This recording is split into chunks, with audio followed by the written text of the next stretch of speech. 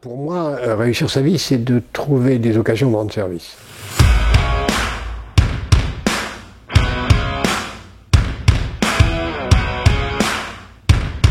Pour moi, réussir sa vie, c'est trouver ceux qui on a envie d'être et trouver la force intérieure de le réaliser, même si les circonstances ne s'y prêtent pas et si on n'est pas assez aidé pour ça.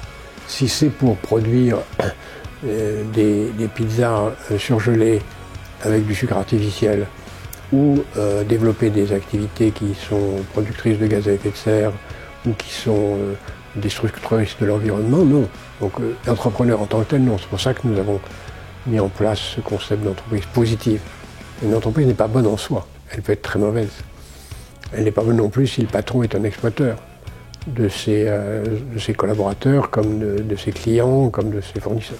Chaque citoyen peut avoir un rôle positif parce que chaque citoyen a un rôle.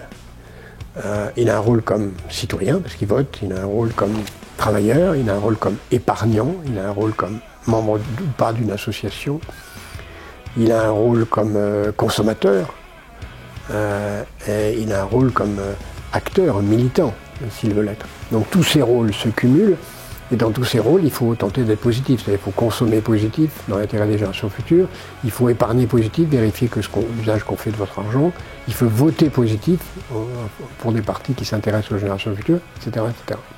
L'entreprise de demain, c'est d'abord une entreprise qui doit être positive, c'est-à-dire qui doit travailler dans l'intérêt des générations futures. Économiquement, elle doit être viable, socialement, elle doit être juste à l'égard de tous ceux qui y travaillent et de ceux qui participent, écologiquement, c'est-à-dire qu'elle ne doit pas détruire, mais au contraire construire un environnement meilleur, et en termes de gouvernance, c'est-à-dire qu'elle doit être éthiquement parfaite, en termes de transparence, d'équilibre des genres, etc.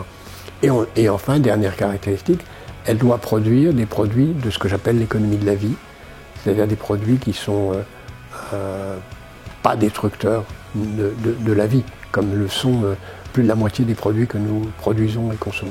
L'augmentation de la productivité, si elle réduit la peine des hommes, elle est absolument nécessaire. Si elle vise simplement à accélérer les conditions de faire un profit qui ne va qu'à quelques-uns, non. Si elle vise qu'à artificialiser la vie et à détruire l'environnement, non. Donc là encore, il faut juger l'augmentation de la productivité à l'usage qu'on en fait dans les critères que j'ai définis antérieurement. Une entreprise positive, c'est une entreprise qui est aussi économiquement durable. Donc par nature, elle peut l'être, elle doit l'être, sinon elle ne peut en aucunement être positive, puisque si elle était positive simplement parce qu'elle était socialement juste, écologiquement utile et éthiquement parfaite, mais si elle n'était pas économiquement viable, elle serait condamnée à faire faillite, donc elle ne servirait à rien. Donc une entreprise doit être durable économiquement, et donc financièrement.